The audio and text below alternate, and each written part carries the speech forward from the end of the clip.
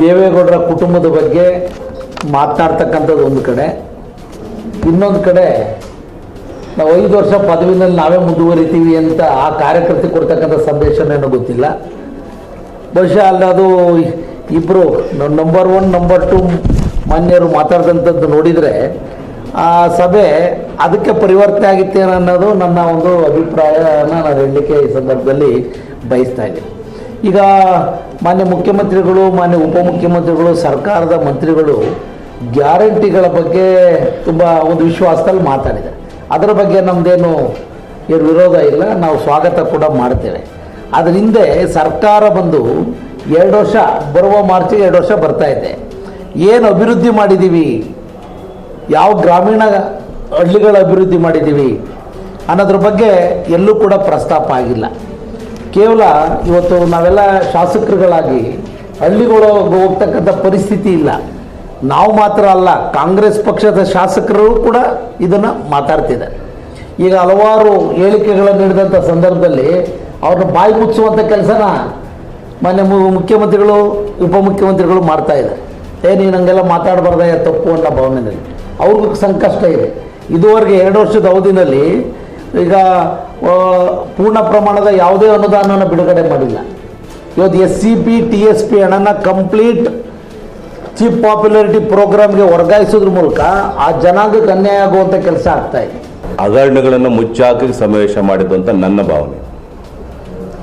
ಕಾರಣದಿಂದ ಅಲ್ಲಿ ಅವ್ರ ಭಾಷಣದಲ್ಲಿ ಪ್ರಸ್ತಾಪ ಮಾಡ್ತಾರೆ,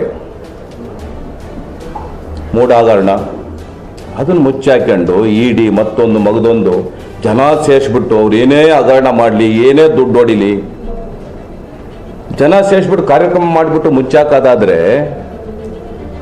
ಎಲ್ಲರೂ ಅದೇ ಕೆಲಸ ಮಾಡ್ತಾರೆ. ಆ ಕಾರ್ಯ ಹಾಸನದಲ್ಲಿ ಆಗಿದೆ, ಅದು ನಮ್ಮ ವಿರೋಧ ಇದೆ. ಅವರೇ ಕ್ವಶನ್ ಕೇಳ್ತಾರೆ ಜನಗಳು ಹತ್ರ ಜೈ ಅನಿಸ್ಕೊಂಡ್ಬಿಟ್ರೆ, ಅಥವಾ ಯಾವನೊಬ್ಬ ಕೊಲೆ ಮಾಡಿಬಿಟ್ಟು ಎಲೆಕ್ಷನ್ MLA ಎಲೆಕ್ಷನ್ ಗೆದ್ದು ಬಿಟ್ರೆ ಹಂಗಾರೆ ಕೊಲೆ ಖುಲಾಸೆನಾ? ಆ ಪರಿಸ್ಥಿತಿಯ ನಿರ್ಮಾಣ ಆಗ್ತಾ ಇದೆ. ಅದಕ್ಕೆ ನಮ್ಮ ವಿರೋಧ ಇದೆ.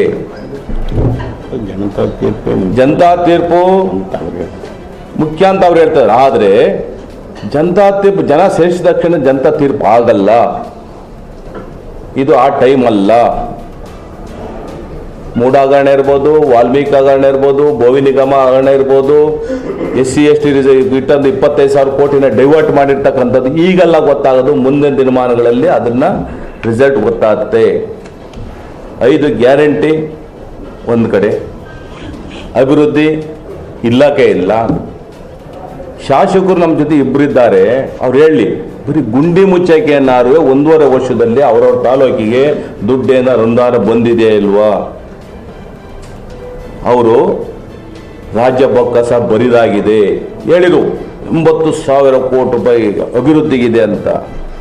ಅಣ್ಣ 3.25 ಲಕ್ಷ ಕೋಟಿಯಲ್ಲಿ 1,05,000 ಕೋಟಿ ಸಾಲ ಮಾಡಿದ್ದಾರೆ. ಸಾಲ ನಿಮ್ಮ ಮೇಲೆ ಎಲ್ಲ ಜನಗಳ ಮೇಲೆ ಹಾಕ್ತಕ್ಕಂಥದ್ದು. ಖರ್ಚಾಗಂಥದ್ದು 65,000 ಕೋಟಿ. ಅವ್ರು ಹೇಳೋ ರೀತಿಯಲ್ಲಿ ಇವ್ರು ಸಾಲ ಮಾಡ್ತಿರೋದು 1,05,000 ಲಕ್ಷ ಕೋಟಿಗಳನ್ನ ಸಾಲ ಮಾಡ್ತಿದ್ದಾರೆ. ಯಾರು ಹೊರೆ?